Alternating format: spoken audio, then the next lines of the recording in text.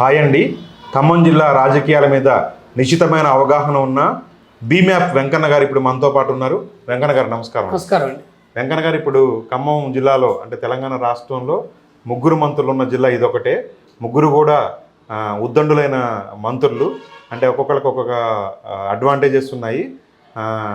ఇటు సీనియర్ అయిన తుమ్మల గారు కానీ, లేకపోతే కాంగ్రెస్ పార్టీలో అత్యంత అంటే ఎక్కువ కాలం నుంచి ఉన్నటువంటి బట్టి విక్రమార్క గారు కానీ, లేదంటే కొత్తగా వచ్చిన తర్వాత ఆర్థిక బలంతో శాసిస్తున్నటువంటి పొంగులేటి గారు కానీ, ఈ ముగ్గురు మధ్యన గొడవ జరుగుతూ ఉంది, సమన్వయం ఇది ఉంది అని చెప్పేసి అంటున్నారు. అసలు వాళ్ళ ముగ్గురు మధ్యన సమన్వయం ఎలా ఉంది వివరిస్తారా? లేదండి, ఇప్పుడు ఖమ్మం జిల్లా యొక్క గొప్పతనమా లేదంటే ప్రత్యేక పరిస్థితి, కానీ 5 అసెంబ్లీలు ఉంటే ముగ్గురు మంత్రులు ఎంపికయ్యారు. ఇది చరిత్రలో ఇదే మొదటిసారి, ఇదే ఆఖరిసారి. అయితే ఈ ముగ్గురికి రావడానికి పలు కారణాలు ఉన్నాయండి. ఒకటి, బట్టి విక్రమార్క గారు గత 3 సార్లు గెలిచారు. అంతకుముందు ఎమ్మెల్సీగా ఉన్నారు. రాష్ట్రంలో దళిత ముఖ్యమంత్రి కావాలని కోరిక ప్రచారంలో ఉంది. రేవంత్ రెడ్డి గారు కాబట్టి కాంగ్రెస్ అధికారంలోకి వచ్చింది. కాబట్టి ఆయనకు అనివార్యంగా ఆర్థిక శాఖ ఇచ్చారు, విద్యుత్ శాఖ కూడా ఇచ్చారు. అయితే టీఆర్ఎస్ నుంచి బలమైన నాయకులుగా సీనియర్ మంత్రిగా ఉన్న తుమ్మల నాగేశ్వరరావు గారు కమ్మ కమ్యూనిటీ, రాష్ట్రం మొత్తంలో కమ్మ కమ్యూనిటీకి మంత్రి ఇవ్వాలి కాబట్టి ఆయనకి ఇచ్చారు, సీనియర్ కాబట్టి. తర్వాత ఈ ఖమ్మం జిల్లాలో గత ఎన్నికల్లో చాలా ప్రభావం చూపెట్టి 2014 నుంచి జిల్లా రాజకీయాలు, పక్క రాజకీయాలు ప్రభావితం చేస్తున్న పొంగులేటికి సీటు మంత్రి పదవి ఇవ్వకపోతే కుదిరే పరిస్థితి లేదు. కాబట్టి ఈ ముగ్గురికి అనివార్య పరిస్థితుల్లో, విచిత్రమైన పరిస్థితుల్లో ఇచ్చారు. వీరు ప్రస్తుతం మంచి సమన్వయంతో పనిచేస్తున్నారు. నేనే స్వయంగా 2 సార్లు పొంగులేటి గారి దగ్గరికి, తుమ్మల గారి దగ్గరికి వెళ్ళాను. బట్టి గారి దగ్గరికి అపాయింట్మెంట్ కష్టం.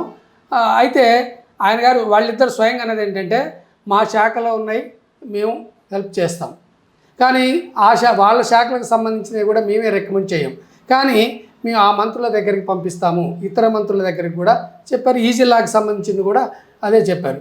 కాబట్టి చాలా జాగ్రత్తగా అదే వ్యవహరిస్తున్నారు. కాకపోతే ఇది ఎంతకాలం ఈ సమన్వయం ఉంటుంది ఏంటనేది భవిష్యత్తు నిర్ణయించుంది. వాళ్ళు అంటే ప్రజలతోటి మమేకమయ్యే తీరు ఎలా ఉందండి? అయితే బట్టి గారికి సంబంధించి తక్కువ టైం జిల్లాకి ఇస్తున్నాడు అనేది ఉంది, కానీ అక్కడ స్థానిక కార్యకర్తలతోటి మాత్రం నిరంతరం అందుబాటులో ఉంటున్నారు అనే దాన్ని బట్టే మన పోలింగ్ శాతం కూడా బాగానే జరిగింది. పొంగులేటి గారి విషయానికి వస్తే కూడా చాలా తక్కువ సమయం ఇస్తున్నారనే అపప్రద వస్తుందని ఆయన దృష్టికి కూడా వచ్చింది. అందుకనే పార్లమెంట్ ఎన్నికల వరకు సరే ప్రచారం ఇతర కార్యక్రమాల్లో ఉండి కేరళ పోయి వచ్చి మొత్తం 4 మండలాలు పార్లమెంట్ నియోజకవర్గంలో 4 రోజులు పూర్తి సమయం కేటాయిస్తారని చెప్పి మొన్న ప్రోగ్రాం నిర్ణయించుకున్నారు. ఆ మంత్రి క్యాబినెట్ సమావేశం హైదరాబాద్ అది క్యాన్సిల్ అయింది కాబట్టి ఈ రోజు నుంచి స్టార్ట్ చేశారు. ఆయన బాగానే ఉన్నారు, ఈ తెలిసింది కాబట్టి. తుమ్మల గారి విషయానికి వస్తే మొదటి నుంచి ఉంటే హైదరాబాదు లేదంటే ఖమ్మంలోనే ఉంటున్నారు. వారంలో 2 సార్లు ఇక్కడ 2 సార్లు అక్కడ ఉంటూ అటు సెక్రటేరియట్, ఖమ్మం జిల్లా ప్రజలకు అందుబాటులో ఉంటున్నారు అనేది అయితే వచ్చిందండి. వాళ్ళ వల్ల జిల్లాకు జరిగే అభివృద్ధి ఏమైనా ఉందండి? ఎస్, మంచి మాట్లాడారు. అయితే జనరల్గా వీళ్ళకి ముగ్గురికి వచ్చిన అవకాశాలు కీలక పదవులే, ఎవరికి ఇష్టమైన శాఖలు వాళ్ళకు వచ్చినాయి. అయితే వ్యవసాయ రంగంలో ప్రాధాన్యత ఉంది, ఆయన వృత్తి నేపథ్యం కూడా అదే కాబట్టి సమర్థవంతంగానే మంత్రి తుమ్మల నాగేశ్వరరావు గారు ఈ శాఖ నిర్వహిస్తున్నారు. ఆర్థిక మంత్రిగా ఉండి బడ్జెట్ మంచిగా ప్రవేశపెట్టడానికి ఇవన్నీ కూడా ప్రిపేరు చేశాడు అనేది కూడా ప్రూవ్ అయింది, ఇది బట్టి గారికి సంబంధించి. తర్వాత పొంగులేటి గారు కూడా ఇంకా అభివృద్ధి పనులు ఏమి చేయకపోయినా కూడా గతంలో మంజూరైన పథకాలన్నింటినీ కూడా అమలు చేయడానికి గట్టి చర్యలు తీసుకున్నారు. ఇవాళ జ్యోతి పేపర్లో వచ్చింది. నేను చర్ల మండలంలో పనిచేశాను. చర్ల మండలంలో నక్సలైట్ ఏరియాలో ఎక్కడెక్కడ లోతు ఏ ఊరికి లింక్ రోడ్లు ఉన్నాయో ఆ లింక్ రోడ్లన్నీ మంజూరు చేయాలి, PCCF దానికి అనుమతులు ఇవ్వాలి, అబ్జెక్షన్ పెట్టకూడదని చెప్పి తుమ్మల నాగేశ్వరరావు గారు PCCFకి రాసినట్టుగా కలిసినట్టుగా చెప్పినట్టుగా వచ్చింది. అంటే అభివృద్ధి మీద మాత్రం అందరూ దృష్టి పెడుతున్నారండి. ఓకే, అయితే చివరికి ఒక విషయం చెప్పండి, వాళ్ళు అసలు కలిసి సాగుతారా ముగ్గురు కూడా? ఎందుకంటే ముగ్గురు ఇండివిజువల్ పర్సన్స్, ముగ్గురు కూడా వాళ్ళ అంటే మాకు మేమే ఎక్కువ అన్న ఇది ఉన్న మనస్తత్వం ఉన్న వాళ్ళు కలిసి సాగుతారా? కలిసి సాగి జిల్లాను అభివృద్ధి చేస్తారా? లేకపోతే వాళ్ళ భవిష్యత్తును కూడా ఆగం చేసుకొని జిల్లాను కూడా ఆగం చేస్తారా? అంటే ఈ ముగ్గురు మంత్రులు అభివృద్ధి మీద దృష్టి పెడితే తప్ప ఈ జిల్లా ప్రజలు మనకి క్షమించారని ముగ్గురికి తెలుసండి. కాబట్టి అభివృద్ధిలో పోటీ పడతారు. అదే సందర్భంగా సహజంగానే ఎవరైనా పదవుల్లో ఉన్న తర్వాత ఎవరి ప్రాధాన్యత ఇక్కడ ఉండాలనే దాని దగ్గర ఇప్పటికీ అంతర్లీనంగా ఆ పరిస్థితి ఉంది.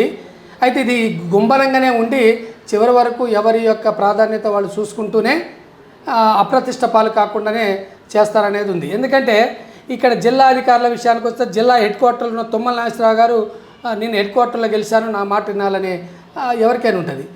సెకండ్ సీఎం లాగా ఉన్న నేను రెవెన్యూ శాఖ మంత్రిని కాబట్టి నా మాట వినాలని పొంగులేటి అనే పరిస్థితి ఉంది.